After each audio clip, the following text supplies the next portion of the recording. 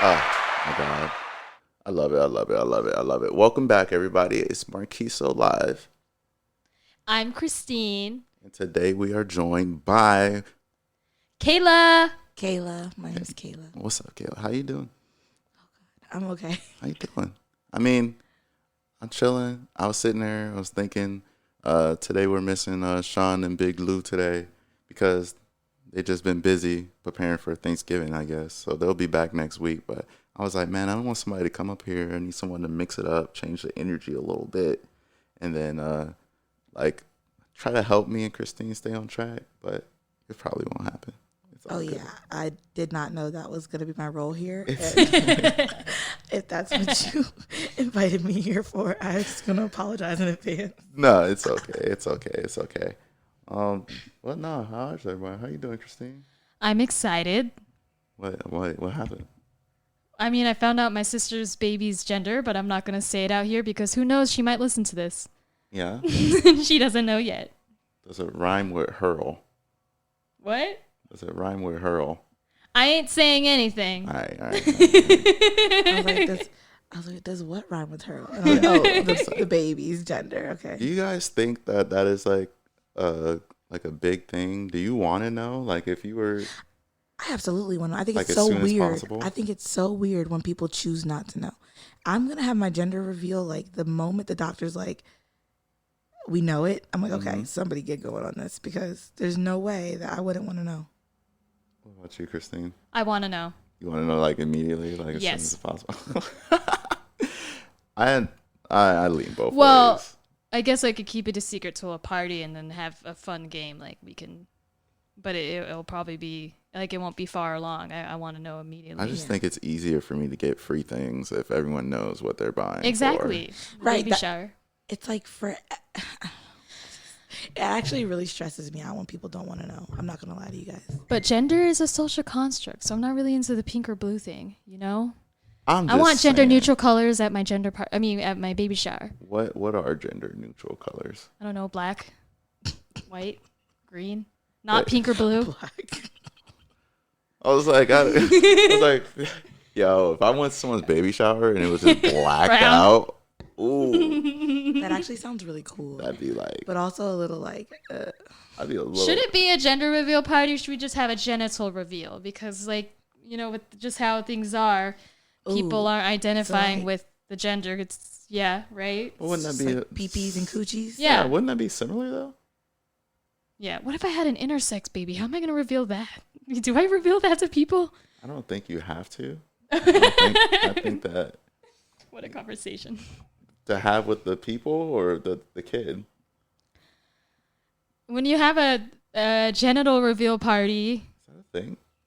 Is that a thing? yes, that is a thing, and it's pretty cool. A genital. Genital reveal. Yeah, genital? instead of a gender thing, they do genital reveal. So they just drop a picture of a giant.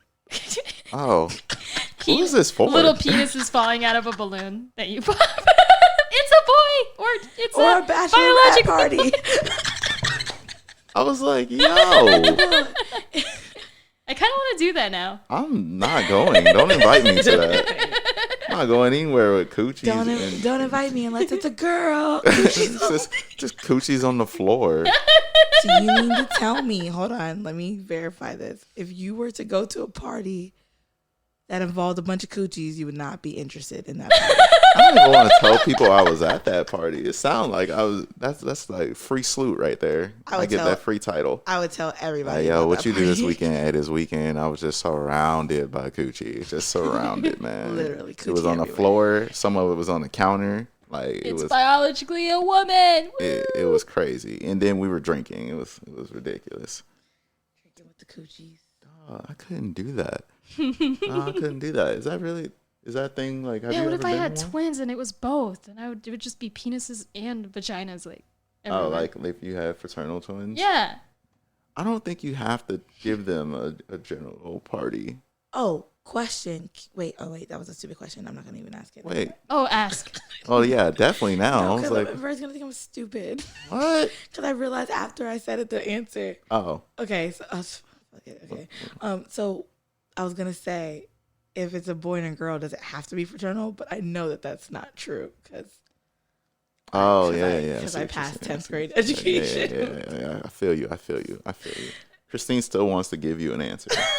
So go ahead and educate her, Christine. If Well, it's on.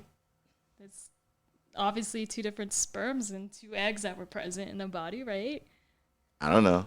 No, I'm saying like, no. Okay, Because so- fraternal and identical twins, Mm-hmm. it's like the only they just share, like it's the sharing of the thing, Mm-hmm. right? Yeah. So I know my dumb question was, oh well, they have to be fraternal if they're like boy and girl. But then I was like, no, Kayla, you're smarter than that. Yo, there's times where I sit there and I was telling Christine about this earlier. I said there are times where I have a reaction or I have a thought and I'll be like, yo, someone must have took over for like 30 seconds because that's not me. That's not me. That's not me. That couldn't have been me. That was an out of body experience. Someone just borrowed me for a little bit and was like, let me swing at this and missed. I feel that way when I like get really angry out of nowhere. Like somebody will say something super normal and I react like a monster and I'm like, whoa, I am so sorry. I don't know what or who that was. So I learned when I was doing the performance and sports psychology that that's from an activating event where your reaction is contrary to what it would normally be, whether that's a high emotion or a dip in emotion. Like say something really sad happened and you're not reacting at all, like you're like numb to it. And it says that when those things happen, there's a thought and consequence disconnect, meaning like your thought and like how you did when that TCC disconnect happens, it's because there's another thought buried in there that you haven't like revealed. So that means like if you react hard off of someone like and you're like angrier than usual, is not at the surface. There's another thought that's causing that reaction. Because for a lot of our, well, not a lot of, but a good span of our general emotions, there's like another span of like general reactions that we might feel. Like if we feel, I don't know, betrayed, or we feel like someone's trespassed, whether that's like, you know, they took us lightly or emotionally, whatever, like typically lashing out is normal. But if someone like, I don't know, cuts you off and then you start crying, yeah, there's something else there. Oh. So I learned that a little bit. So, hey, we all makes do it. me feel like I need to see somebody. Yo, I am pro going to the gym and I am pro going to the mind gym. Yes. Just a counselor. Oh no, for sure. I've been seeing I a agree counselor also. since I was 18, and And every I need to week. see somebody. I went to see one time. Wasn't a fan. It's not always. It depends on your counselor. I've had some Yeah. really bad ones. I need to do some counselor shopping. What do you do? Oh, some counselor shopping. Hey, yo, counselors, if you listening, Kayla is I'm on the available. market, right. Right? She's on the market. Like, I'm looking for a get her on the couch. counselor. Ask her about everything. Let her express. Let me just lay on your couch and tell you some things.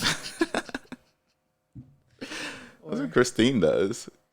Well, right now lays on my because of couch and just COVID, tells it's on Zoom. But yeah, I miss the in-person therapy sessions. Yeah. I like laying on my friends' couches and talking to them about stuff that they don't care about. There's some times where I'll link up with my friend Henny, and then me and Henny will just go down like a route, and then when Henny's done, like I usually go to sleep. Oh. Yeah. But Oh my god. oh You know this person? yeah, she might have heard of Henny. Oh. Henny. I just got that. Do you know Henny? Is that the one that we were talking about earlier? No, do you? Henny? Oh. Oh no. Yeah, no, she's where I was 30 seconds ago. Okay. So he is referring to the liquor. Yo, my homie Henny. He is saying that he gets drunk and goes through some things and then passes out. Oh. And that was very creative. Yeah, I mean That was very creative. I'll give you that because it took me a second. I was Nah. like, Henny. I was like, that's a cool name. I like that must be a nickname. And then I'm like, because I'm like listening to you, but I'm also thinking a lot of other things. yeah. And I was like, listen. And then you're like, and then I just go to sleep. And I'm like, that's kind of weird to do. Like you're hanging out with your friend all day and you just go to sleep. You just rack out on And them. then I was like, oh, Yo. Nah. If I'm gonna talk about Henny. I got it. That's a freaking. you're just alcohol getting brand. Oh, is it? Is that beer? No. What? What is it? It's dark What? liquor. No. I guess have I you don't never know. had Hennessy? No. I don't think She it's hasn't. a good idea for me to have Dang, dark next week liquor, is going to right? be a crazy episode. I suggested that we drink and do Yes. a podcast. And every single time I'm like, Yes. yo, let's go to the liquor Oh, store. you should come. Oh my God. Am I invited to that? Yeah. What? do it. Her Let's do it, experiencing let's do it, Henny? let's do She's it. not going to have a great day. Oh my gosh. I can't believe you've never had Hennessy. Wait, we're gonna Wait, do you drink have a that? temper? I feel like we should know this before you drink it. I don't think I'm an angry person, No, she doesn't. but when I drink, I am very happy. Oh. Is that bad? Wait, is that bad? I mean, I don't know. I'm out there. I you would. have like lesbian tendencies. Some women have that when they drink. I have lesbian tendencies when I drink. Like, Yes, I just I started do. loving everything But I about identify women. as pansexual, so yeah. Okay. So, okay, then. Mom and Dad, if you're listening to this, So you you- just found out. So you have them even when you don't drink. Totally. Alcohol or not, it's me 24/7. Right. Facts. Yeah, this is so. I think I have weird. more confidence because I don't really feel confident when I talk to girls. You get that liquid courage. Do you feel more? Oh, that is a great topic. Do you feel more confident talking to men than women? Yes. Is it because you aren't 100% sure if the woman is also interested in women? Or is it just because, like, women are better than men and we're more intimidating? Women we're are just better all really around? picky, and Facts. especially on dating apps, it's a lot of them. So they'll message me, but then they'll disappear, or they'll ask to hang out and then they'll cancel. And then men, if we make a date, it happens. They don't cancel. Men don't really cancel. I don't think I've had that. I could see that. Maybe once, but I've been out of all the ones I've been on. I've actually Nope. never thought about that. Like, because I Yeah. always thought, oh man, I wish I liked women because I just like women way better than men. So I'm like, man, I really wish I was like sexually attracted to them so I could date them. It's a great thing. And then, but then like I never actually thought about it that way because yeah, we're so much pickier. Like I don't even know what it would even be like to date a woman because, oh, Like if you were to open a Tinder and just looked for girls as a woman, you probably wouldn't get a lot of matches. And then when I open a Tinder and if it's just men, or I guess both, the matches will go to 99 plus in just a few minutes. yeah. But for girls, it's like 20. 99 After a plus. few days. God damn. No, like 99 plus. so I Yo. actually like I never pay for dating sites ever. Same. But We don't have this to. most recent time I went on I was like I downloaded Tinder again for the first time in like years and I was like there's a very specific type of person that I'm kind of looking not type of person but anyway I just know from where I live the type of people I'm going to be seeing swiping and I don't want to be swiping all day so I decided to just pay for it real quick so I could scroll through see who liked me already and if any of them look like who I want to swipe with it's just quicker so I just did that and like it tells you how many you have at the top and in like 3 hours it was like 1,500 and I'm like and I went to my roommate and I was like this is like exhausting like I'm about to delete this app I was like, this is so terrible and he was just like 1,500 he's like what the hell he's like I have like 90 like and I've been on here like a month I'm like wow See, girls are picky. and it doesn't even matter what you look like as a woman you will have 1,500 likes on Tinder because guys go like they just swipe. Yeah, and I bet they run out of all their They don't likes even pretty look. fast. Oh, for That's sure. crazy. I look, but I understand. Yeah. I understand. When I was in the barracks, I didn't look as much. Like I was like, Yeah, just, picture. But then like I started adding more and more as I started like not really needed to be around anyone. Like when I was in the barracks, it was just me. I was like, bro, I need some sort of escape. Swipe. And nowadays, like, man, I will chill at home. Man, wait till I get a dog. Like, it's over. It's a wrap. As soon as I get a dog, like, my interaction from outside the podcast and like work friends, I'll just be chilling, man. There's I'd a rather lot just be of chilling. guys on Tinder that have dogs in their profile pics or a kid or baby. And they're like, oh, the baby's not mine. yeah, that's weird. Why do they do Wait, that? what? They do that. I didn't know you. Okay, the dog I get, but No, like they do that a the lot. baby. They want to show that they're They like kids, Kid-friendly. but they don't got kids. I mean, it's like I get it. I Sometimes I'm like like, kids. it's weird because when they say it's not there, it's slightly comforting. But I'm also like, then why is this kid in the picture? I don't want a kid on a dating app though. I don't know how I feel about that. Right, and that's how I feel. But it's Oh, also okay. comforting knowing Okay. it's not there. Oh, It's yeah. like a weird. Sometimes they Okay. block the face out though, and I'll respect that. But then why even put the picture? Like use any other To picture. show that they're No, that's kid weird. That friendly. makes it weirder. When they block the face, I'm like, what? Who is this for? what happened to that kid that you had to protect their identity? Yo, there's a whole backstory here. Y'all don't even know. It's like third level. It's the third level of Tinder right here. You blur the faces of everyone else in your pictures, so people are just like, who is this person? Who do they know? This silhouette kind of looks like Obama. Shoot. Or it's like those pictures that they show at the beginning of like Snap, their first 48, and it's like they show the person that like died or whoever, and then like all the pictures of that they have of them when they're like growing up or whatever, the people around them are always blurred. Yeah. It's like, okay, weird vibes. Do you think that it's harder to go for girls than men? Because I would say that for your handful of women, let me get it out first. I'm just you're shaking rocking, my head. Yeah, you're rocking the whole couch. We're just gonna assume yes, but continue. Well, I'm saying, do you think it's because your handful of girls is more likely to be attractive than your handful of guys? I think like guys, you actually can have that variety, because not only do people get into their pickiness of, oh, is he good with children, or oh, does he just want these intentions? But then I've been sitting next to someone swiping, and there's like, I can't swipe on this person. I was like, why? It's like, he's too attractive. I was like, oh, so that's a problem too? What? Oh my God. Girls do That's that? a problem too? That is so crazy. I just said that. There's this guy. I literally just swiped on him, or I just matched with him the other day, and we actually hung out, and I literally never swipe to guys who look like that. Like, it's not so much that he's just very pretty. Like, he's like, and it's not his fault. It's just his face. Like, you know what I mean? Like, he's just really pretty, and it's like absolutely nothing he could do about it. He would have to literally just like rip his eyes from his face. So, and I hung out with him, and he's just as pretty in person, I think, personally.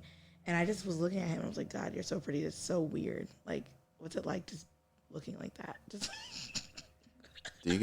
That's wild. Have you asked him? no, that's what I said to him, and he was like, he looked really uncomfortable. He was just like, that's what. yeah. But it wasn't like, I mean, it wasn't that bad. Because after, like, I think I'm going to start doing that more. Mm-hmm. I guess I just make the Hanging assumption out with pretty guys.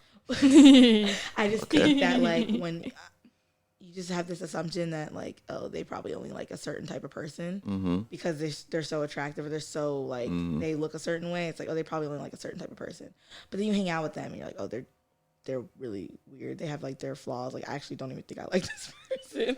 How do you feel? Aww. How do you guys feel when your partner is like actually like mad attractive? Do you like when like other people find like your partner like attractive? You know what I mean? Like, Yes. not just like, oh, your person that you're with is cute. You guys make a cute couple. Like, yo, like before you guys become official, like you already heard, like you already know the deal between your groups. Like that is a very attractive person. That has never happened to me, so I don't know. Oh, you always bring them. You always bring them first. Like you'll vet them before you get to them, before they make it to the friends. It sounds kind of mean. I'm not saying I don't date attractive people. I'm just saying, like, it's never been a situation where, like, I just date, like, it's like they're never overly attractive. Like, we're both just wait, why? So you couldn't date someone overly attractive if there is a thing? I'm not saying I couldn't. I'm just saying I haven't, or it just the opportunity hasn't presented itself to date an overly attractive person. Mm-hmm. What about you, Christine? You date someone that's like other people find like real hot? Yeah. Why? That's just like, yup, you think he's hot, I think he's hot. Oh, you if don't they care think about the person's attractive, it doesn't mean they're gonna do anything to that person. They just find them attractive. And I agree. I'm not saying I wouldn't, but I could see how that could be a problem. Oh, I have friends that have. So I was about to say, I've dated models. I've dated Wow. at class. Oh, excuse me. I dated at class and above class, but like, I don't know, man. It's been like for me, it's like hit or miss. Because for dudes, some dudes are wolves. So it's like. Wolves? Wolves. Wolves. Oh, okay. Like, I was it's like. Whoa. It's like there's a certain, like, we quote unquote on bro code, but I also think that in some cases, if you don't work out, and it's like you legitly don't work out, not like a 5-year, at the end of our 5 years, we decided to put it into, I'm like, hey, we tried to talk for a month, like we're too different. Like those extreme ones, like, okay, like if you think you got it, you guys got chemistry, I'm not going to hate on your chemistry. But like, I've definitely been in a situation where like I dated a girl and then my bro was like, didn't say anything, but the second that we weren't like talking no more, like my bro was like real best friendish. Like, you know what I mean? Like real best friendish out of nowhere. And I was like, With her? yeah, not with me. Not with me. So I feel like, I don't know, it's weird. 'Cause dudes, like, there's a loyalty, but I think with some of them, there's like no loyalty. For me, that's not really a concern because I feel like that falls on the person you choose to be with. Because if I find a guy who's just like super attractive and we end up hitting it off and we end up like talking or dating or whatever, Mm-hmm. and he's just like really, everybody thinks he's hot, then I don't see how that is like a problem with other people if he's like a good guy and isn't doing anything. Like my concern will maybe more become like people not liking us to be together because they're jealous. Mm-hmm. So then they like try to sabotage us in some type of way. Not necessarily like by taking action on like being with him, but just like spreading rumors or like, you know, that type of thing. Like, oh, he was doing this with so-and-so or whatever. But it's like, if I trust him, like, that's not really a thing. But no one's going to do that for an average looking guy. Like, no one's going to be like, hey, I mean, they might if they like him. But. Hey, there's some famous, well, fame is totally different. I was about to say, there's some average looking people out there that are surprising I wouldn't say the average. world. Like, I mean, there's people who like everybody. So it's like, if somebody likes your boyfriend, they might do it. You know what I mean? But it's like, if you're more attractive, sometimes just people wish ill on you for some reason. Because people are weird. Wow. That would be my biggest concern, I guess. Damn, man. I just think it's such a interesting thing when other people find, like, yeah, you want the people that you're closest to think that, hey, you know, like, you're not with a dud, but like on the same token, it's just been like, could you date up? Like right now, if you just like hit it off with a celebrity, would you not feel anything like any comparison? I'd be fine. You'd be like, oh, this is my celebrity. No. Someone dated, like, I don't know, Ariana Grande, Selena Gomez. That's their exes that you like. So you wouldn't care. For you, it's just like, this is that person. There would be issues, know.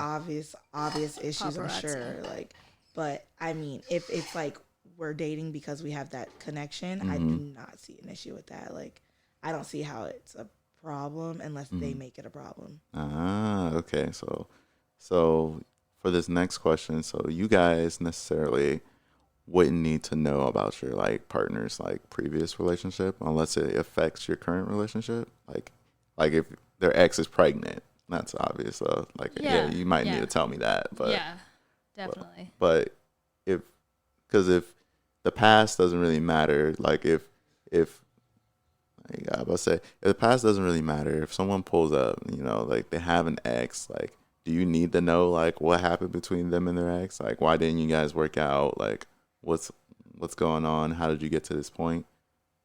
I don't feel the need to know Mm-hmm.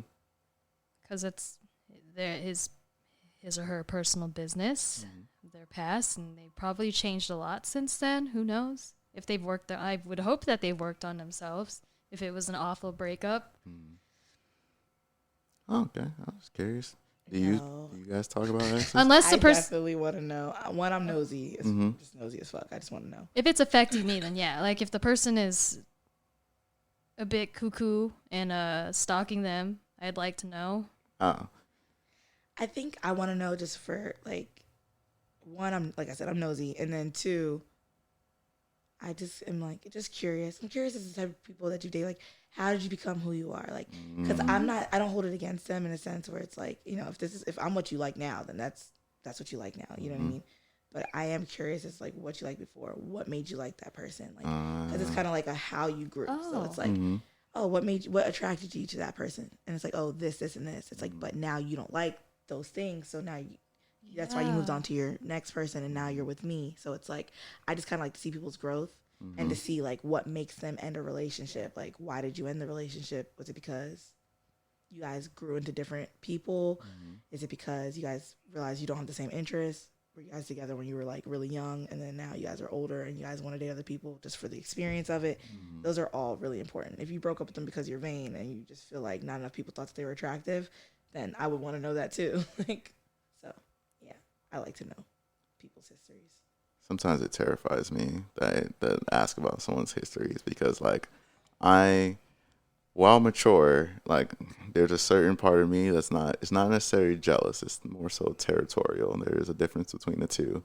But like things like so, body counts don't affect me. But it's weird because when I bring it up, thinking it's a good conversation. I don't know if you guys have ever like started talking about something, you think it's like okay to talk about, and then once you start talking, you're like, oh, I wasn't actually supposed to tell you. You were fake. You were being fake about the openness of this environment. Because like, if someone's like, oh man, like like I wasn't really into this sexual act or this sexual act until I got to these people or this person. And this person was the person that introduced me to this, and then I'm just like, just blank stare. I don't like to know all that. Like, I don't need to know the details. Like, I don't need to know how many people you've been with. Maybe ballpark is like nice to know, just out of curiosity. Mm-hmm. But like, I don't need to know who introduced you to what. I mean, if it comes up naturally, like if like we're doing something, or if something happened, or we like go out to eat somewhere, and you're like, oh, how'd you find out about this place? Oh, actually, like, the last dude I was talking to, like, he actually showed me this place. I'm like, oh, bet, cool. Yeah. I like a number between 1 and then maybe a 3-digit number. If I'm talking body counts, as long as it's over, I cannot, for the love of me, in good consciousness, like, date a virgin. Oh, yeah. No. I've thought about it. I thought about the everything about it, surrounding it, and I was like, nope, I need your body count to at least be 1. So between 1 and I guess we'll start at 100. After 100, let's see what happens. Like, oh, you're okay with a 100 body count female? I am. Oh. Or person? Yeah, I don't care. I mean, as long as as long as they've been safe, and safe, if I safe can know we could talk about our health. I don't want to say I'm not okay with it, because like that's kind of, to me, if you've had sex with like over 100 people, I would like to know the reasoning behind that. You know what I mean? Like, whether I care. Cause it's like, if it was just like a wild summer, like. well, no, I mean, like, I was gonna say, yeah, because even progression, like, I was talking to someone when I was in my mid-20s, so a couple years ago, and I was going down, and I was like, yo, even in a casual year, like, your body count could get at least to 5 as a guy. And I was like, you can have a one night stand once a quarter. You could have like, okay, this is a girl I'm hooking up with regularly. You could try some dates out. I was like, I could see someone once a month, like having somebody. Like, I was like, but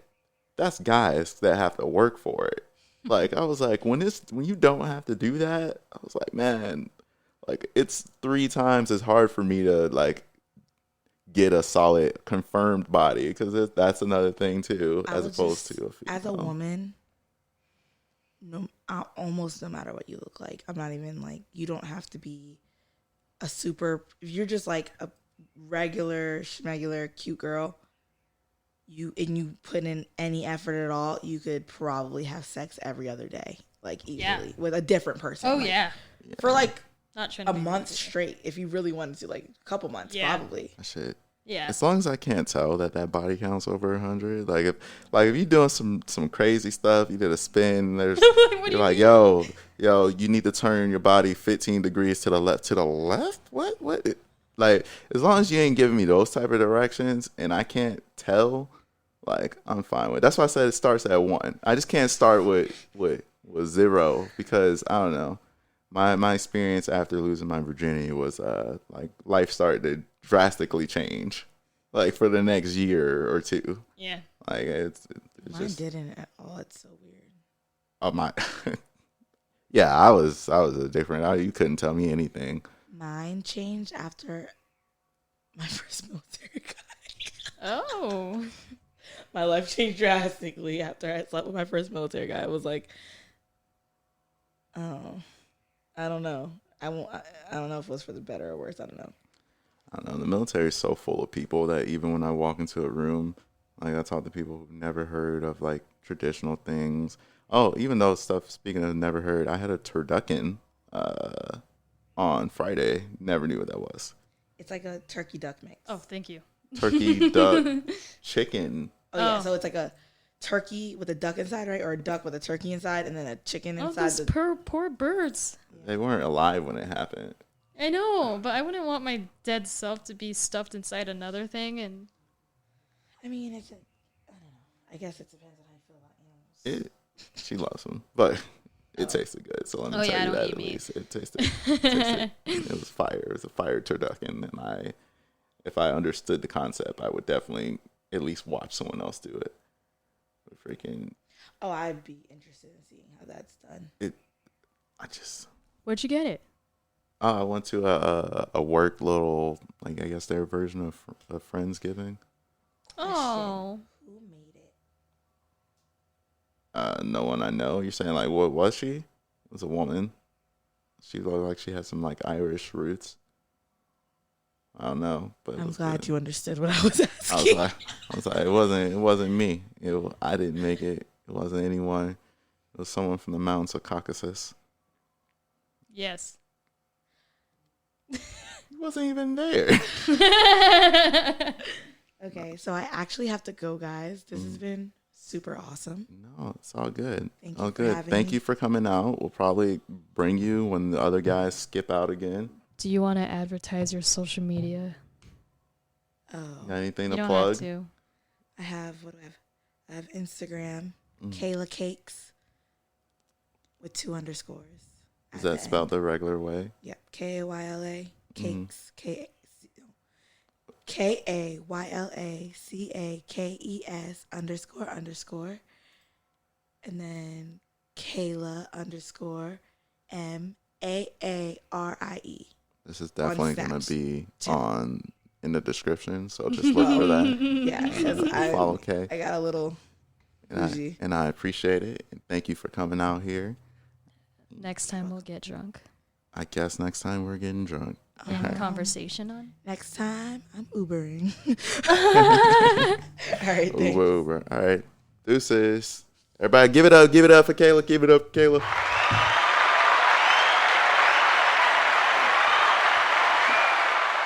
Oh, man. Oh, see ya. And now, Christine, Yes. do you think that that sex before marriage is like wrong? Nope. Like, well, is the importance of marriage, like when it comes to marriage, like what significant do you think that it has in the average relationship? I think, on an average relationship. I mean, it seems really significant to most of the people in the world. Yeah, I mean, like, why? Like, what does it mean? They're committing themselves to somebody else. So you think that, well, you personally, what's your opinion of it when it comes to marriage? Oh, my own opinion? Yeah. I think marriage is just a religion thing, and to be honest, I'd rather not take part of it, but it's so glorified. I don't know. I'm not explain my thoughts on it. I don't think you have to get married. I don't think there's anything that says that you have to get married. I was just curious I don't have to. Because when we were talking about the body counts, I was like, some people can, stay a virgin until marriage. Some people wait until they get married. Then something that Kayla brought up, when it comes to military, there are people who still have that same rule when it comes to military, but military also has this, like, I don't know, it's like their marriage clock is a lot shorter. I like to think that outside of just those, those benefit type things, like, I think, honestly speaking, I think outside of the benefit type things, it's because the life expectancy isn't as high, and they're trying to get everything that the quote unquote average American should like seek to get. You know what I mean? Like, I want the house, I want the wife, I want the kids, I want the dog, and I want a car. And then, like, once I get all of those, I can at least die happy. So they try to get that as soon as possible. Yeah. So I think that coupled with, like, some people is just like, hey, like, if I'm going to wait till marriage, hey, if you wait till marriage, congratulations on you. Like, I know some people that waited till marriage and they did fine. I know some people who, when they waited till marriage, they didn't really have a baseline. So they also was just wondering, like, how it would be with other people later in the relationship. Mm-hmm. And that was something that they had to deal with. But I always thought it was interesting how the marriage culture like kind of works within that military, like not just like actual military, but just those neighborhoods, people that grew up military, uh, just any connections to it. Like, I think being quick to marry is such a like. It's like dang. Military thing. Sorry. Well, I think young people do it too. Yeah, they do. I would say I think it's just it seems like a young thing to do. Like every once in a like when you are in high school, your senior year, and you're in your rush to go get a job and be on your own and do all this stuff. Like you're most people before they even turn 21, they're still drinking and they're just like really in that rush to like prove themselves to like the world and like the people around them that hey that they have reached the quote unquote next level of womanhood, manhood, or whatever you're like aiming for. And so it's like I know someone that's got married, like he's 21 and he joined the military afterwards. So I was like, and I asked him, I was like, hey, like what inspired you? Like what was your motivation to like be married? He's like, I just, started. I decided that this is a person I want to spend my life with. I was like, you know what? Ain't nothing wrong with that. Yeah, totally. Like I'm with that. I just hope that, when it comes to a time, like, because I know some people that's been married for like 25 years, for 50 years, and their idea of it, I felt that the previous generation, the way that they thought of marriage, while it does sustain, like, some, like, long marriages, their traditional views on it are something that I also can't rock with. Like, I'm not a woman has to cook and woman has to do the dishes style person. Like I'm not that person. Like, so, but if I meet someone that has more traditional views and they think that creates, the home environment to be for a long lasting relationship, and they're looking at, because you have to emulate what you want to be. So if they're looking at, okay, well, these adults in my life have been married for 30 years. This is what they do, like, I don't know. It's weird. So what the times? What would be the new gender norms? Like Both people are doing house chores. chores.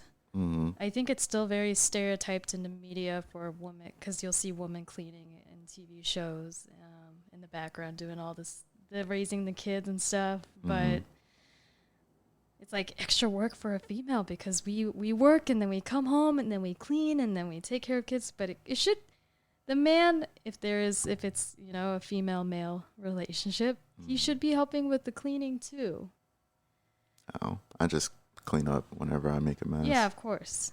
Well, no, it's not. Okay. I'm just saying, like, I legitly just clean up whenever I make a mess. Like, if there's a general mess that I didn't make, I'm more inclined not to clean that because I clean up after myself. Totally. But I also don't have kids.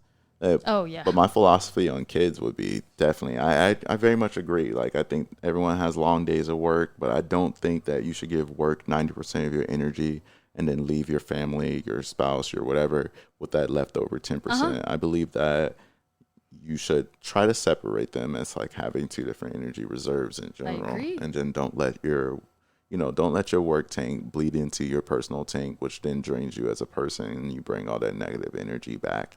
And then you don't want to cook or clean.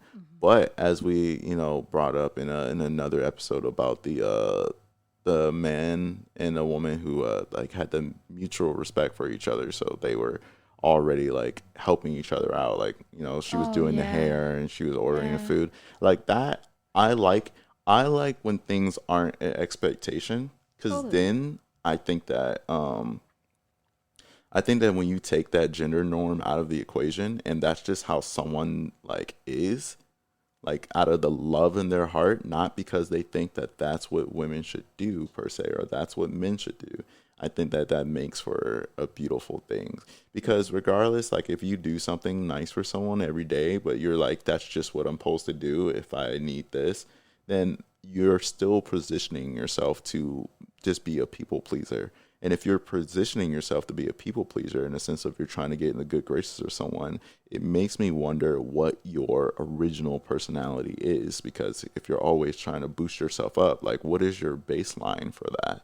Like what is wrong with just being yourself and finding someone who can just like vibe with yourself? Because you don't have to be the nicest person. Not everyone has to be the nicest or the sweetest person. Like I always say no when I don't want to do something, and people laugh, and I'm like, I'm not joking. I don't want to do that. And then they'll be like shocked, and I'm like, they're like, are you upset? I'm like, no, I'm someone who knows how to say when I don't want to do something, and then when I do, I'll gladly do it. You have my full attention and energy. But I think that when it comes to these like home roles, like, yeah, I don't know, man. It's such a interesting thing. I think that working on both sexes is actually more open nowadays than it was back in the day when it comes to working. Like I'm very pro stay at home dad. Like if I can if I can get into my stay at home dad like freaking bag, then I will, because I don't know, that's just that peacefulness for me is cool. Like I'm cool with cleaning, I'm cool with decorating, I'm cool with cooking. Oh. Like it's don't all mean. It's not an all moment. It's just like things that I personally don't mind. Like when you live by yourself and you have your own like little apartment thing going on and you learn to do these things by yourself, like it changes the way that you look at it with a partner. Like I could also see the exact opposite. I could see someone like, man, I hate cleaning. I hate doing the dishes. And they have to do it because it's just them. Or they just become a disgusting person. Yeah. And then they get in a relationship and they find someone that does that, or that's what they seek in a partner. Like, hey, I want to never wash dishes again. So I want someone who believes that this is a value to them. I don't have anything against that, but I just think it's weird. I just think it's weird for me, from my perspective of it. Because I hate when someone's like, oh, that's what a man should do. Like the second I turned 18, I'm all of a sudden supposed to know how to fix furniture and like I can replace the toilet with something else. And I'm like, I don't know how to do any of that. I have no interest in knowing to do any of that. Like if you want to learn how to paint, we'll learn how to paint and we'll do it together. Yeah. But just telling me, yo, I'ma do that, unless it's a passion project that I take on, I don't understand it. I don't understand it. But there are weird things that I just had to learn because of myself. Like, do you know how to change a tire, for instance? Nope. So, like, I taught myself how to change a tire, but I didn't, like, there was no expectation for me to, like, know how to do that until my tire was flat. And I was like, oh, crap. Like, I gotta put a donut on because they said they can't come out here and put a spare on for me. So what do you do? Oh, well, I'm about to say, did you ever get a flat when you were driving in Washington? Never? I just got my license in 2019, and then I haven't really driven since then because I don't like driving. So you never experienced a flat tire? Nope. It's the biggest inconvenience ever. You're just sitting there, you all of a sudden you're driving, and all of a sudden you smell like burning rubber, right? And then you pull over because if you don't, you're probably gonna die. And you look at your tire because your car is like lopsided, and you're just like, well, that's at least an hour of my day that's about to be gone. And depending on like the weather and what's going on in the world, like it can add on to it. Like getting a flat on the highway when you have to pull over and there's cars whizzing by, and you're just like, oh my God, like I'm so over this day. But I know how to change a tire now, so it's like whatever. Plus I have the Tesla, so yeah, you do. They just come out when I call them. That there's a mobile truck that just comes out and they replace it on the spot. Wow, that's cool. It's customer service, man. Tesla is the way to go. That's what I say. I just like their customer service. And then sometimes Hawaii, that's how it is. Because I know in North Carolina, one of my exes, like she was driving my car and I wasn't in state. And she got a flat, and so I called it in, and they just gave her a donut and said, she had to take it to the shop like another day or something. Yeah, it was rough. That was rough. But otherwise, I've always had positive influences with it. With Tesla, yeah. Yeah, I love Tesla. Well, I love techie Tesla's brands anyway. Yeah, like definitely gonna get into solar. I think solar energy is really good. Get into solar, get into their power banks, like when I buy this next house, man, I'm gonna be ready. Charging my car all the time. Free electricity for everybody. Plus gas is expensive. I know you're not a driver, but like I was with one of my little gas guzzlers, and old boy was like, "Oh my god, gas!" And I didn't know what.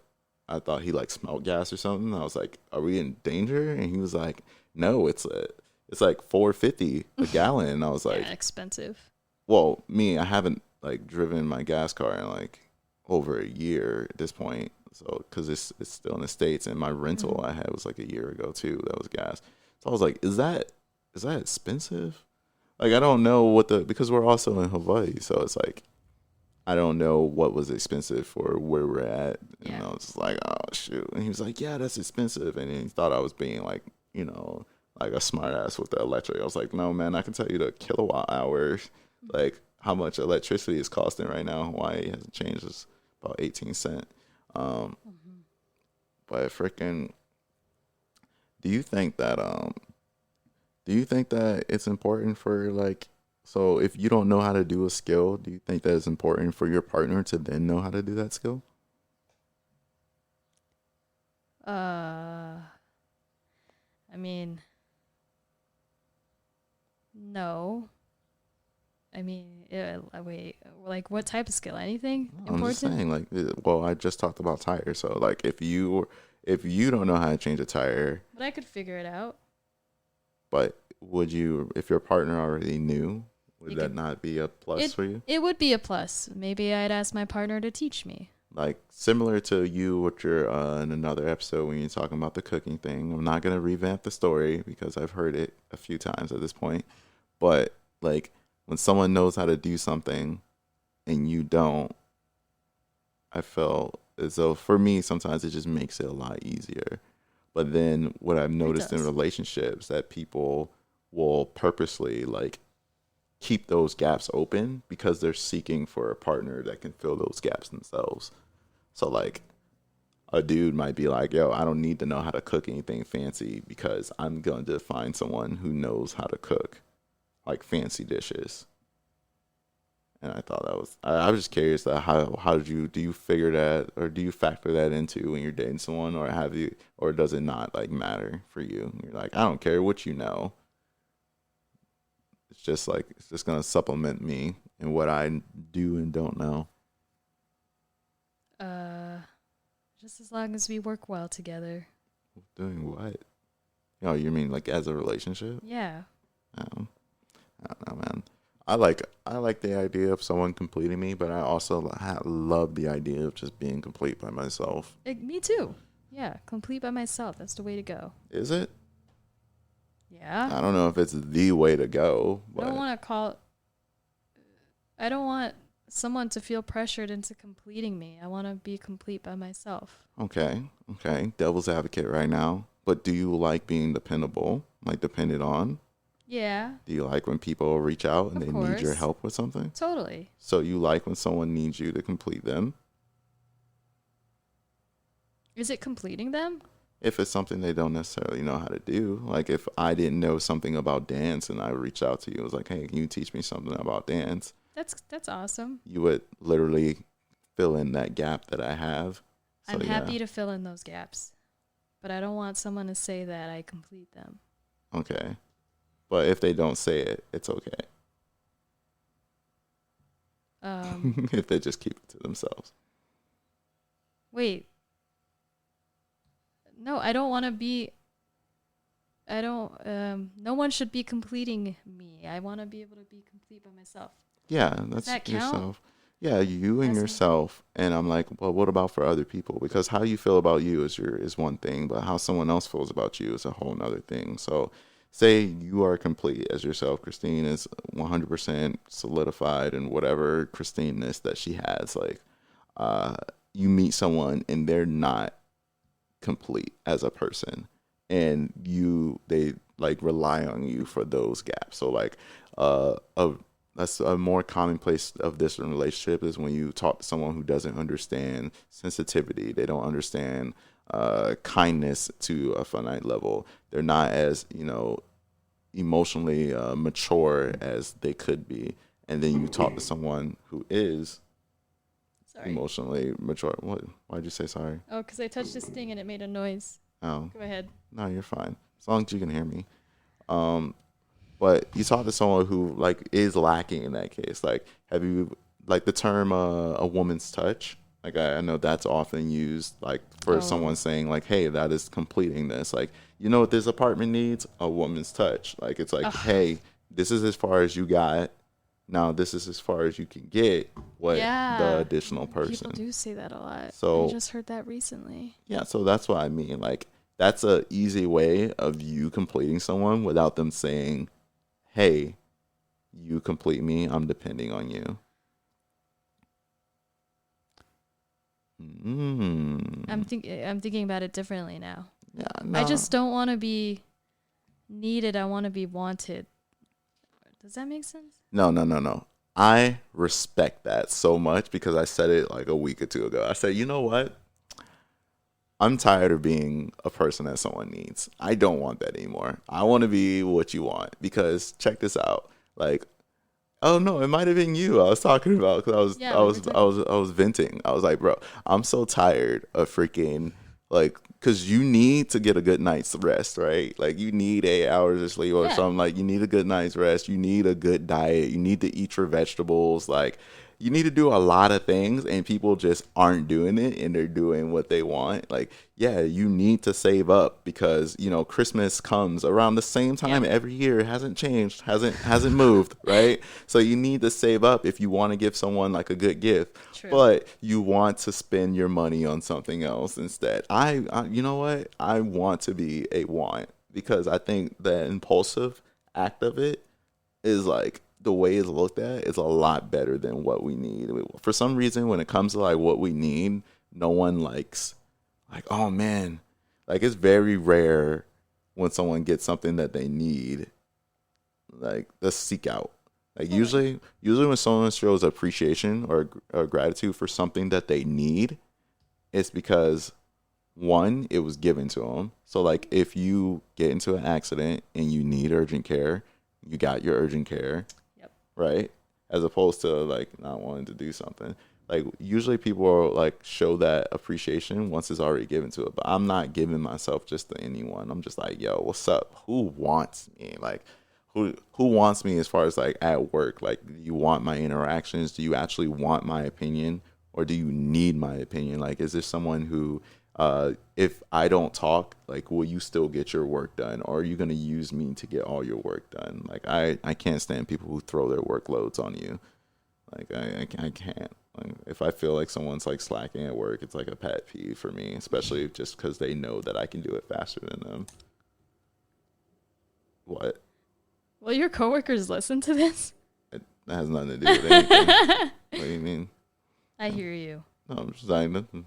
Like my coworkers, first of all, co-workers, no one's like, while they're my peers, like I think that my work ethic and the way that I like am willing to go to get the job done is something that only I can do because of my lifestyle right now. The fact that, you know, I don't have kids, I don't have a wife, I come back home and I'll like read books and like I'll play video games or I'll just like, you know, cook or something. Like the fact that that's what I got going on, it's kind of like a stock portfolio. Like right now I can take more risk. And because I can take more risk, like my rate of return can also be better. Yeah. Like I have more, like as opposed to someone who can't take as many risks. Like say they do have the family and kids. You can't stay at work until 8:00. I'm sorry. Because if you do and you miss kids' bedtimes, you start not getting your interactions. Yeah. By the time you get home, your significant other's already asleep. Like there's a certain risk involved in order for them to put more into that aspect. And for me, when I don't have that risk, like I was like, I just throw a bunch of effort into that and get my returns. Like, and then me knowing my stock mindset, like if you invest a good amount, your returns can start being more passive. Like me, like I can do so much work that I'm actually ahead of work. And so I have more time up front as opposed to someone who only has enough time to like get, you know, the bare minimum done to carry on for the next day.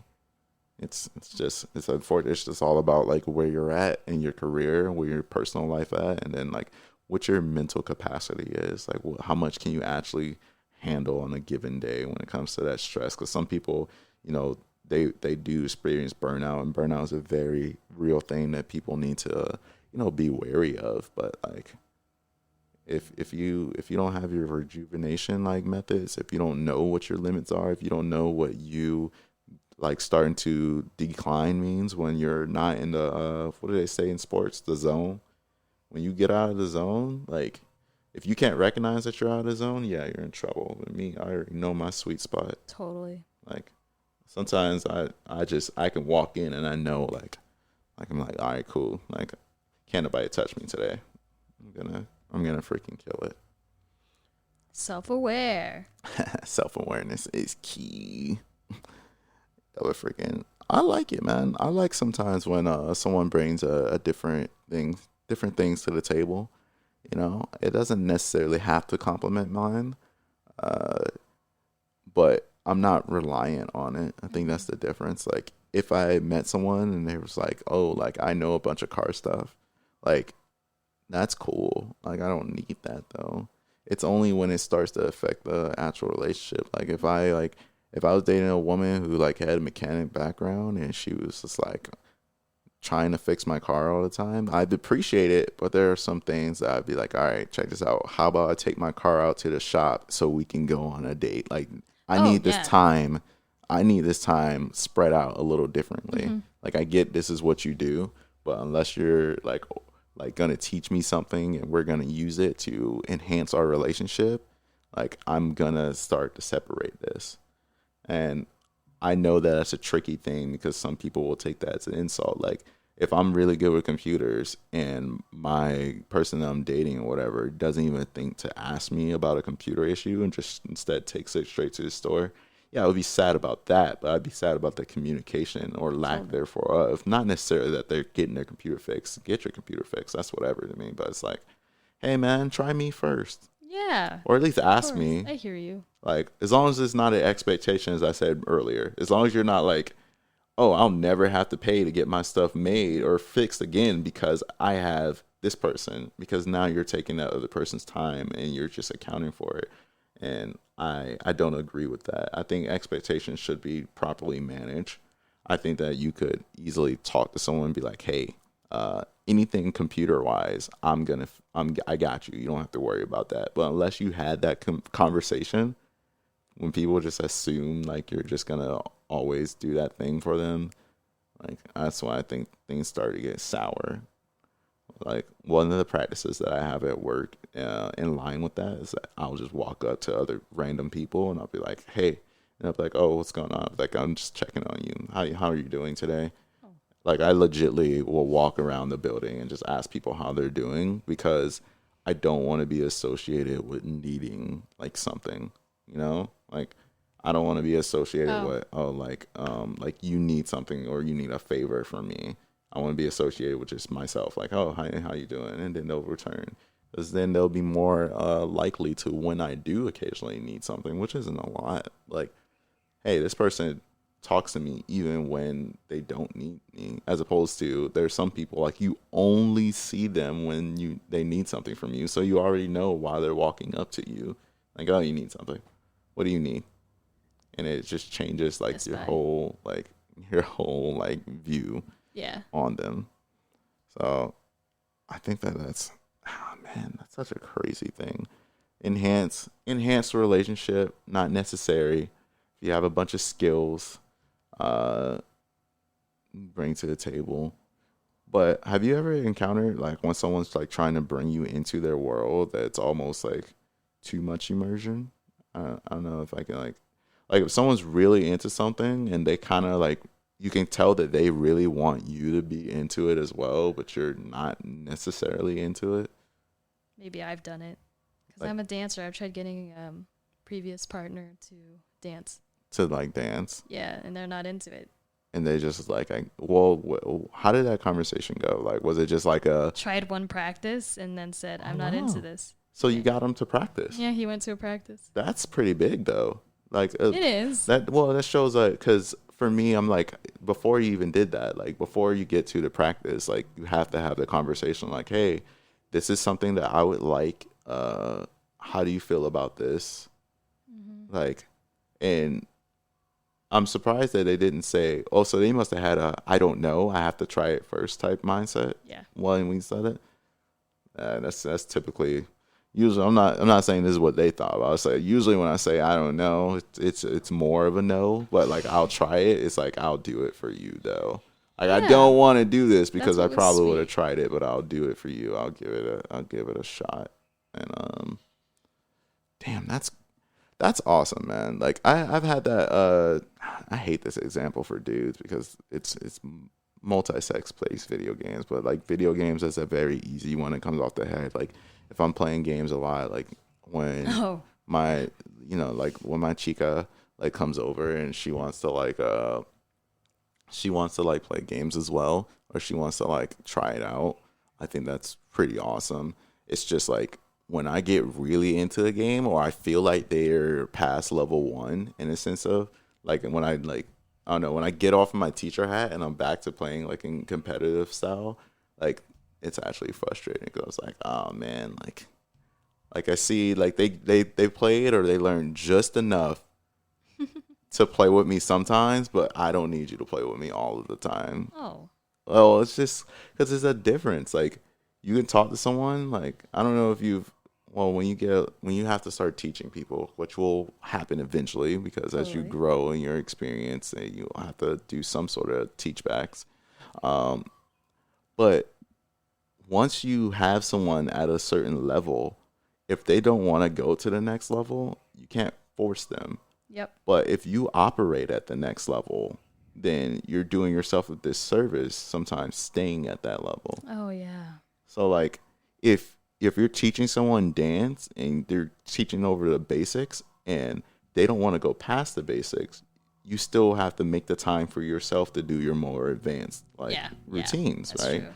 So it's like you have to like it's a certain balance because there's some people that it's not an impatience thing. Like if they're not ready, they're not ready. As long as they understand like, hey, like I'm glad that you're still practicing. It took me a while of practice. I'm going to practice at this next level. Mm-hmm. But then it's like when people are like, when you can tell they're just doing it for you and they don't have the interest that is required to go to the next level, that's when I'm like, I appreciate you doing this. This can be an every now and then thing. Yeah. This doesn't have to be our thing. Yeah, of course. Like I used to like swear that I wanted any girl that I was dating to go to the gym with me. And then I was like, this isn't needed for me. Like, I don't, like, I actually feel like I'm not getting as strong because I'm like, legitly, I'm like your trainer at this point. Oh, yeah, that's true. I'm like your trainer at this point. Like, I appreciate the support and I understand the doing things together aspects of it, like relationship and whatnot. Mm-hmm. But I'm like, man, I am so ready to challenge myself in a different way. And sometimes I can't do that. What you staring at me? I'm also bad under pressure. I'm just bad under pressure. Well, yeah, I felt that. Man, I don't think it's necessary though. It's cool. It's cute when they do it. That's the feeling I feel. It's like, oh, that's cute. Oh, that's sweet. But as far as need it, no, I've never once said that. Yo, you need to have a vested interest in everything that I do. Yeah. No, I'm my own person. Yeah. This is my hobby. Mm-hmm. I want them to support me. They don't have to be part of it, though it would be really nice. Yeah, no, that's what I'm saying. Like, the biggest thing for me is just support. Like, if anything, if you don't have to like it, check this out. Like, you don't have to like it. Just don't, unless it's something hazardous to me, like it's, like I'm stabbing myself and you're like, all right, you should probably stop doing that. I'm like, no, I can cut deeper. Like, unless it's something like that, like, as long as that person isn't discouraging or, like just downplaying it, and it doesn't make you feel insignificant about it, like, I think that's a win. Like, I think that's a W for sure. I agree. And I don't think people understand that.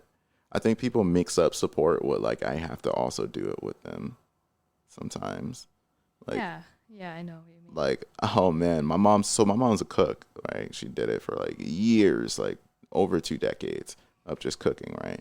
So when it comes to cooking, I actually have a very strong background, but I've learned over the years, and I try to keep it in check if it falls out of place sometimes. I try not to cook in that manner, like a professional, like, hey, at this time, okay, there's a timing for this. This is the time for this. Hey, we have to do this. Are you cutting up this right now? Because it is a process. There's a lot of things that have to go or happen simultaneously unless you do food prep. The shortened time, like you pre-cut things, you pre-cut things, and you like get things right. So when it comes to cooking, like it's been one of the challenges of like when I'm cooking with someone else, like I remind them like, hey, we're on the clock. Like, have you started this? Have you started boiling this? Oh. And some people don't like the pressure of cooking in that environment, but that's like the one I grew up in because, like I said, I have over 2 decades of like experience with my mom and her like cooking. She's like, hey, we need to do this, or hey, like like there's heat and there's dishes and there's like a lot of things that's like go go go go go fast pace. So like I've also seen my mom at work like when she's doing her cook thing, and this the same way. You see like 13 people and they're all moving around and it's frantic and it's like, oh wow, like in order for this to get, so for me cooking has always been synonymous with chaos. So like, but like it's like a controlled chaos, like someone who has a messy room but knows where everything is. Oh yeah. Like, so it's always been synonymous with chaos for me. So I can't do a slow, quiet.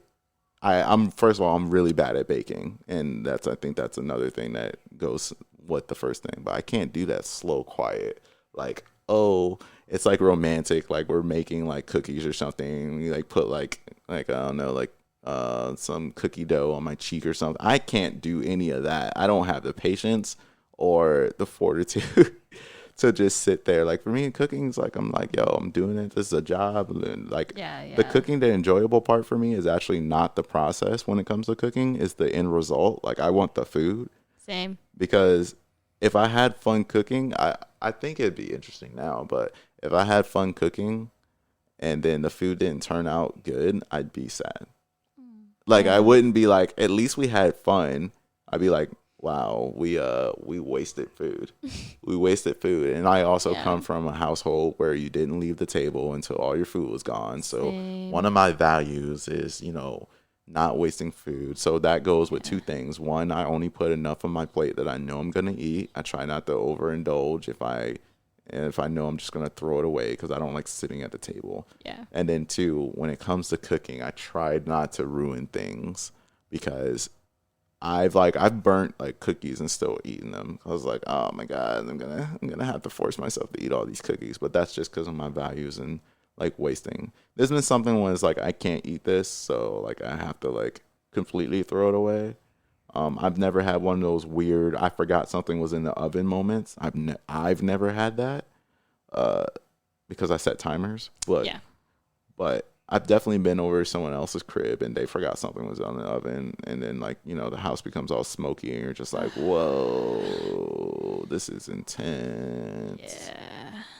But so that's something for me, and I'm just like, oh man, like I know what this is supposed to do. Like I know when I talk to someone who doesn't have the experience in cooking and it's like that, I'm like, okay, well don't cook with me. I can either watch you cook, like you cook, and it's no pressure on me because like there's them cooking and they can use me for advice as long as it's not like heat of the moment. Like if it's not a crazy dish where you have to put something on a low heat and watch it like simmer, because there's certain things that it's easy to burn, so you have to continue to watch it, you have to continue to stir and whatnot. But as long as it's not something that requires their attention and they're not giving it and I'm like watching them like about to burn my house down or something, like I'm fine with just being a reference. But cooking together, like especially if it's something like I'm good at, oh my God, it's just been like, it's hard to take stressful. Like it's stressful for me. I would say it's hard to take like those icebergs of like, oh man, like I believe it should be this way and replace it with something else. Not that it can't be that, like Not that it can't be a fun, cute little thing. Like, I just has never had it in that light. So for right now, it's not a fun. It would be cute something to little thing. adjust to. Yeah, because like when I think of the easiest way for me to now make my adjustments in life has always been imagining the person that I want to be, and if that action is in line with that person. It's been the easiest way for me to do like my pulse check. Cause I'm like, I want to be a stay-at-home dad. Like I want to be, I have to be a stay-at-home dad, which means that I'm probably a husband, and then two, like I have kids. So I'm like, okay, what would a good father, good dad do in those environments? I'm like, oh well, like if you're cooking and then a kid walks up to you, you just gotta make sure that they're safe. Like Totally. that's the only time you can, like, I understand using assertiveness, like, hey, like that's hot, like no, back up. But like outside of that, like I think you're gonna have fun in the kitchen. You can show them that, there's a safe way to do it. And I think that when they see the interaction between me and their parent, I would like them to see like a loving environment in the kitchen, something like that. So like if that's what I want, first of all, it's really hard to practice by yourself. That'd be really creepy. If my neighbors ever saw me like in the kitchen, I'm just happily like dancing around the kitchen and I'm like smiling about, they'd be like, oh, he's going to murder someone. He's doing poison cooking right now and he's going to murder someone, right? So freaking... But if I do it... I mean, but you're happy about the way everything... Oh. Do you cook when you're drunk? That's a bad thing. No, I actually don't really like cooking. Yeah, cooking's fine. I prefer takeout though at this point. It's to the point I'm like, man, if I cook, like when I started to get into it, I just started like getting a taste for things, and I'll be like, oh man, let me add this. Sometimes when I go to restaurants, like I'll try something. I'm like, if I was at home, I'd put this seasoning on it, or I can tell that this has been taken out a little later than it needed to be. Yeah. And well, like the critiqueness is for my own palate. Like regardless of like if it tastes like the bomb or not, I'm like, all right, how can I improve this? I'm very much can I recreate this or improve this type of person? Like bang bang shrimp. Like, oh my god, I love bang bang shrimp. And so I learned the recipe and I was like, oh, okay, I can do this. And then I was like, all right, well, I want to change this about it, or I want these sides. Yeah, make it even better. I want to personalize it, I think along with the family thing, I think a family cookbook would be kind of solid. Like imagine if you had like right now, like, sorry, not smack the mic, thanks. You'd be abusive. Kayla leaves and you just start kicking things and punching the mic. But imagine if you had like a family cookbook. Are you okay? Yeah. Are you? Like a family cookbook. Like from like, I don't know, your great grandmother or something. Ooh. And like it has like a bunch of these recipes that everyone used to eat at any given day. Thanks. Yeah, I was just curious. Like, wouldn't that be cool? Oh. Yeah. That's why I was like, I think the idea of a family cookbook is kind of still appealing to me. Oh, you're still adjusting. That's what you get for smacking down the mic to everyone. So what just happened was Christine's been smacking the mic the whole episode, and it finally just fell on her. So that's what you get. And I'm not. Like, that's what you get. I was like, why are you abusing these mics this episode? Today, you're kicking it, smacking it, chilling. It's just chill. You just put it in front of you. Man, that would be cool. So I know there are family like recipes. Like I think I could legitly call throughout my family and find out some recipes. But the idea of having like a actual like, yo, no shit, this is the book where it all started down, right? Like this is like that meal that you had at that one thing. And then the same thing, like what, because cookbooks are just guidelines too. Like, what can I do to switch this up? Yeah, that'd be cool. You think like these major franchises have like cookbooks? Like we all talk about the KFC secret recipe, but like that they have like a family cookbook. Like he's doing more, probably. But so I'm curious, like, okay, like no one's ever been like, yo, what's the Burger King secret recipe? So I'm curious, does like the Burger King, like the family behind that franchise, do they have like their own like cookbook that they've been passing on since like the early days? Like, yo, this is how we typically do. This is the perfect burger, like without question. Like it goes in this order, meat, cheese, blah blah blah blah blah. I'd be so curious. Taco Bell, they're just scooping up poop and putting in a freaking. That's all it does. The way Taco Bell flies out of you, I'm thinking it starts that way. Taco Bell just does not sit well with my body. Same. It just doesn't sit well with my body. I don't get it. I don't understand it.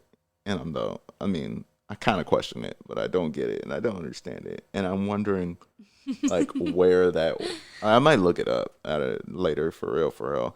But I'm wondering like someone had that family recipe and was like, yo, let's do this. And that would be so cool. Yeah. As far as themes, I think the most random franchise, honestly speaking, is probably Jack in the Box. Jack in the Box has the weirdest assortment of freaking food. Like, think about it. Jack in the Box, you can get a burger, right? You can also get tacos, right? Okay, I'm getting a little fancy here. You can also get chicken fritas, right? You can get some soup, right? Oh, yeah. I'm sitting there, I'm like, Jack and the Crack, as we say it back here. Jack and the Crack is like the one place where someone's like, all right, I'm gonna get drunk and add something to the menu. like I'm gonna get drunk. It's like, yo, bro, let's get some sourdough and let's put some chicken on it and freaking serve it up with one tomato. You're like, all right, cool. It's like, all right, cool. So now I want mini tacos, right? I want tacos the size of a quarter. Just put them in a box. Let's throw some salsa on it, and we'll serve that. I'll be right back. I was like, what's happening? But so I think that growing up, when it comes to these different like areas and these different franchises, it is such a unique like blend of like, what the heck are we eating? Because growing up in Hawaii, like for instance, like go to L&L's, you can get anything from a burger. You can get breakfast. You can get scrambled. You can get a bunch of shit, right? You can get a bunch of different things. And the craziest part about it is that it just makes sense. Like, I was talking to someone that when I joined the military, I was like, yo, like, I grew up eating rice with almost every meal. With breakfast, it was eggs, Portuguese sausage, and rice. With lunch, it was like freaking burger patty, gravy, and rice. And with din, it was like what we do fried chicken, greens, and rice. Like, I was just like, yo, man, what is up with my meal plans out here? Like, oh, this rice is king, man. Like, rice is really king out here. And then people were like so surprised, and I was like, well, my mom always said that there's a food balance that you have to hit every time. You have your meat, you have your starch, and you have like your veggies. And so when it came to like achieving that balance, I was like, oh, well, what's one of the easiest starches? And it's like, yeah, it's some sort of noodle. And it's like, all right, well, mac and cheese. And I love me some mac and cheese. But in my household, mac and cheese is a bit of a process. We don't do that blue box special. So mac and cheese can be like almost as long as like a main meal. So we didn't get mac and cheese like from scratch unless it was a special time. And if there was no scratch mac and cheese, it was like, hey, you want some rice? And we just kept having rice with things like all the time. I'm trying to think of anything else. No, it's just freaking rice. Sometimes it's dirty rice. Sometimes it's rice with the pinto beans. Oh, that's fire. Sometimes it's just fried rice. But yeah, rice was very prevalent and has been very prevalent, like within like just that breakdown. But I noticed that for other people, like it's different. Like some other people have a different constant. Like I taught someone, they was like, oh yeah, I just have dairy with everything. I was like, what do you mean you have dairy with everything? It's like, yeah, man, like either milk or cheese with almost every meal. And I was sitting there, I was listening to break it down. It's like, yeah, well, I start off with, a latte. And I was like, all right, cool. And then I'll have like a bowl of cereal. And I was like, oh, cool. And after the bowl of cereal, they might have lunch, and then they can either have a smoothie with like some or some yogurt. They'll have some other like mixture with a dairy in it, and then for dinner, a lot of times it'll be something with like a cream sauce or something that had like heavy cream in it, for the basis of it. So I was like, man, like, okay, like if you were like lactose intolerant, it'd be like a wrap for you. And they was like, yeah, like, so for any time I've talked to someone that's been either lactose intolerant or like gluten free, I've always kind of just wondered and asked them like, okay, well, what are the different things that you grew up eating? Like what are you eating instead then? What is your normal like week of food? Like, and what's the variety that you're experiencing? Because my variety like always included rice, and then nowadays it usually includes chicken. Like I eat chicken a good amount of days of the week nowadays. Oh, what's up, Christine? I'm back. Hey, welcome back. I was just talking about diets and like how our different diets that we grow up with can then change when we get into our adulthood, and how as you go through different things in life, it can then change your diet again. And then I was curious what the normal diet for certain people are. Because it all bridged off of the Jack and the Crack and how they have such a variety of food, and I was trying to think, okay, well, for me, I have restaurants that I've gone to that you can get a little bit of everything, but like I know that the bigger restaurants, like a McDonald's or like a Taco Bell, like since they're bigger franchises, I was like, well, this is how the world typically thinks. Like, hey, I'm doing a theme. I'm doing, burger fries, or I'm doing burger fry shake, like they follow a theme. But then like you get to like Jack in the Box and you get to like some of the Hawaiian dishes, and then you get into like, okay, it's maybe not a theme, but it is for sure like a freaking it's in the same neighborhood. Mm-hmm. So I mean, now that you're on another diet again, like what's your normal like week when you're actually eating? What are you going through? I eat a lot of vegetarian dishes, and then sometimes I eat fish. Is there good vegetarian food in Hawaii? Yeah. Is there? I'm legitly asking for the vegetarian listeners. Yeah. Like where? What is that restaurant called that's also in Washington State? Mm-hmm. Lover's Hut is a really good vegan place. Lover's Hut. Mm-hmm. So what? Okay, you said it's in vegan Honolulu. place. But the thing is, when I talk about it with people, because I've been to it in California, Seattle, and here, like there's some people that will say, hey, Lover's Hut is a cult, and I've searched it, and there's like a whole conspiracy on it. But I really like their food. Well, I mean, go for the food, stay for the cult. Oh. So, I mean, if the food is good enough, like, hey, what do you need me to sign? All right, cool. I praise. What do you praise? Armadillos? Like, all right, cool. A la armadillo. But. And then Indian food, I like to have because their curry is really good, of course, and that and just vegetables is delicious. Where? From the same place? No. I don't know, just Indian food in general. I don't know the name of the restaurants. Just popping up in the Indian restaurants? There's some in the area of Manoa, and I just walk to it. Oh, you need to learn these places so you can shout them out when you're trying to give them props for their food. I like Thai food. Thai food also has really good curry, but also their noodle dishes. They have vegetable noodle dishes. So, pad Thai. But you could have pad Thai with meat as well. They have vegetable what? Noodle dishes. Oh, like pad Thai. Sorry, pad Thai, for example. No, it's just... Yeah, you're right. That's a weird thing to say. No, you were saying noodle. Like yeah, vegetable noodle. I'm just kidding. It's not vegetable noodle. It's regular noodle. You were saying noodle in a very unique way. And I was trying to make sure it wasn't just me that heard... No, noodle. You were like, I don't know how to describe it. Is it my accent? For just the word noodle? Noodle? Hey guys, let me know if you hear that in the comments, please. Just let me know, because I think I'm bugging, but noodle. I hear something in this. Noodle? Noodle. All right. Well, I was just curious, man. I was talking to a vegetarian the other day, and they asked about different places to eat in Hawaii, and I was like, honestly speaking, that's not my I think lane. It's called Loving's Hut. Now that I think that's not my lane, and so I'm not gonna. Loving Hut? I think it's Loving Hut, not Lover's Hut. I mean, those are probably both places. I'm saying those are probably, these sound like two very real places. Mm-hmm. I don't know if I would look at that like name of that restaurant and then think like, oh, that must be a place to get vegetarian food.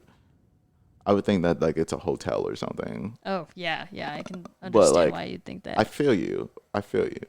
Shout out Lover's Hut or Loving Hut. Shout out both of them. Shout out to you guys, although I have some people that say it's a cult. Hey, if you're a cult, man, we'll talk after. Go for the food. Stay for the cult. But, hey, man, Christine, I think that is good for today. I think that okay. I think that when we broke it down, I think Kayla, she took like a good chunk of it. It was good having her out here. And I'm not going to lie to you. All this talk about food has me really hungry. So I'm going to try to cut it early so I can actually go get some food. Because I'm starving like a mother sucker. Like, legitly starving like a mother sucker. So, you know, shout out Sean, my boy Sean G. Shout out Big Lou. You know, we miss you guys. You know, you guys be busy, but it's all good. You guys pop up next time, and then we'll chat it up. We'll get the game back together.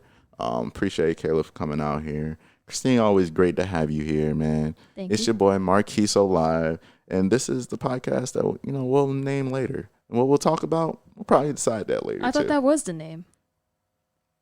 We'll name it later. Okay. All right. Deuces.